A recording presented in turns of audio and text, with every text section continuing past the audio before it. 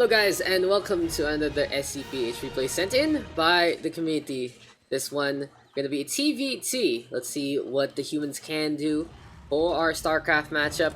And introducing our players here on the top left, we got AvidPsycho playing on that red Terran. Here on the bottom right, got Jhugz, something you can drink from, something you can contain with, and something else that you might even know. So Jhugz, here on the southeast side of the map, gonna be on that color blue, still on the Terran race. And yes guys, welcome to Cyberforce LE, a small little map. It's a hop, a skip, a jump, and there you go, already onto your opposition's base. We will see some scouting here from the two Terrans. And how you guys doing today? As Jhugz gonna go for the expedition first. The Raiders of the Lost Ark maybe setting the stage here on Cyberforce LE. But yeah, a few quick little updates about the scene all throughout so far. C game still gonna be a Starcraft thing, I believe. Just wait on updates for that. In the meantime, WESG has already set up their registration deadlines, so you guys have pretty much the whole month for Filipino players to join into the SC2 quadrant. So honestly, seems like SC2 picking on up into the latter half of the year. Good to see the scene not too dead, and they're of course playing really well in the WCS group stage qualifiers for the region as well.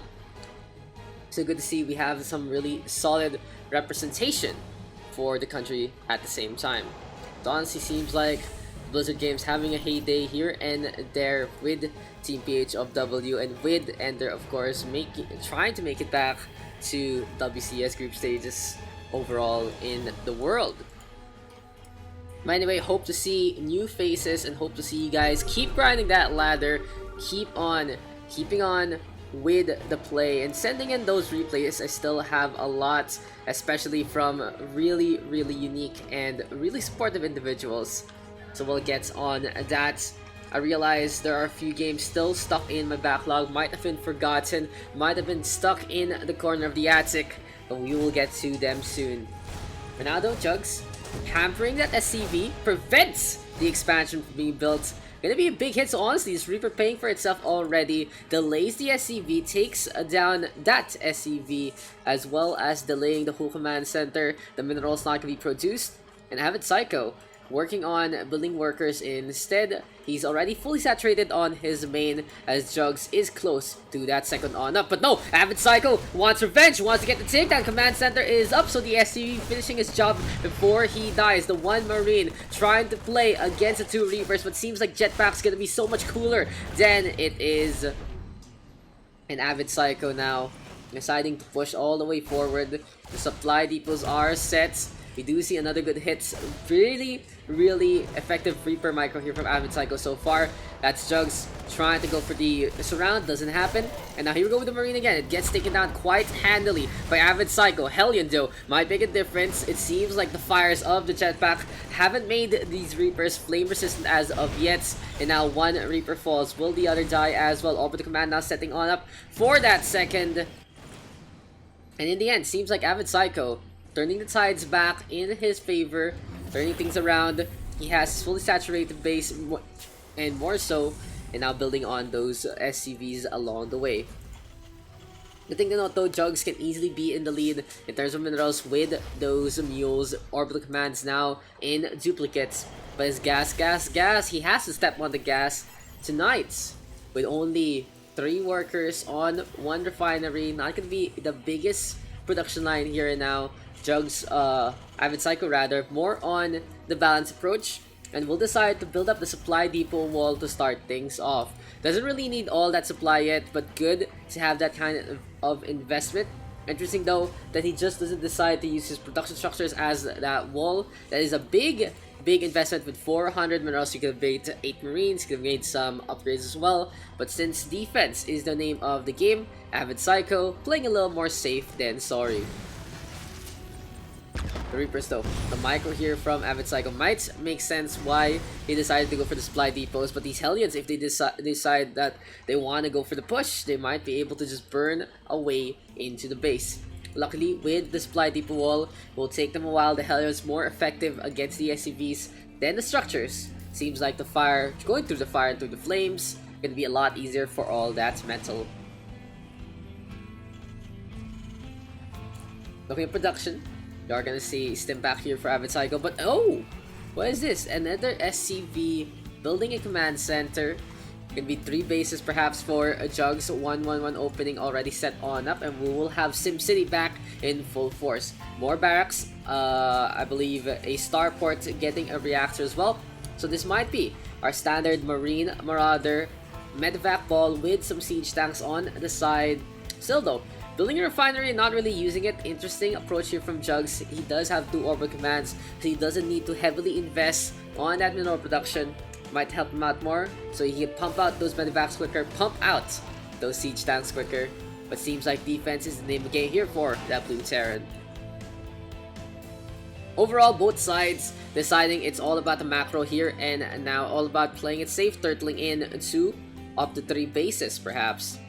As we do have the set on up here from AvidPsycho. The thing to note about AvidPsycho, he is behind on production, he is behind on that army too, as he has focused heavily on the work count.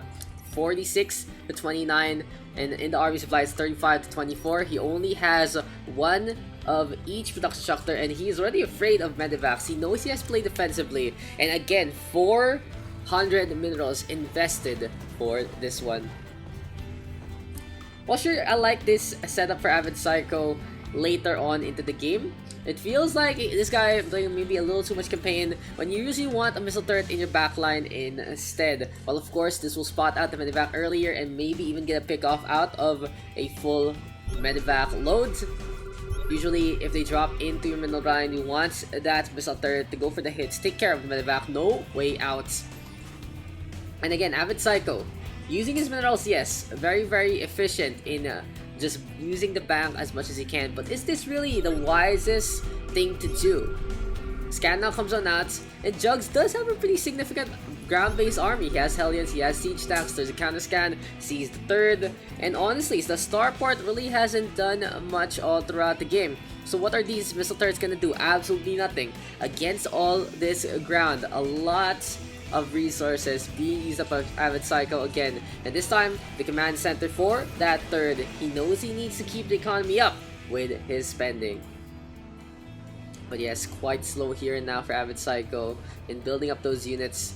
Jhugz might have a window of opportunity because there's only gonna be Marines and a Marauder or 2. I think it's only 1. I think there is only 1 Marauder, 2 Reapers, 1 Siege Tank. This isn't a scary army at all. Jhugz can just move to victory if he gets 1 good hit. Anyway, Marine Sound coming on out. Hellion's gonna be there as well. The Siege Tank though sets. This one Siege Tank will be keeping an overwatch, will be very pesky and very strong just in case he decides to go for that all-in push. So for now, AvidPsycho trying to recoup all his investments. Still a billion missile turrets, but we don't see too much of the army. Like, come on.